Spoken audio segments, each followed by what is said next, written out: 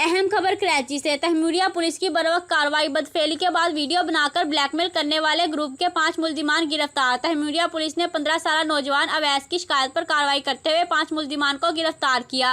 गिरफ्तार मुल्जिमान की शिनाख्त इमरान वल्द गुलाम नबी, जमील वल्द बिलाल, इम्तियाज वल्द मुख्तियार, जहजेब वल्द इकबाल, मंसूर वल्द हाजी अहमद के नामों से हुई। गिरफ्तार मुल्जिमान ने दौरान इंटेरोगेशन मुतअद्दिद नौजवान लड़कों के साथ बदफेली के बाद वीडियो बनाकर मजीद बदफेली पर मजबूर करने का एतराफ़ किया।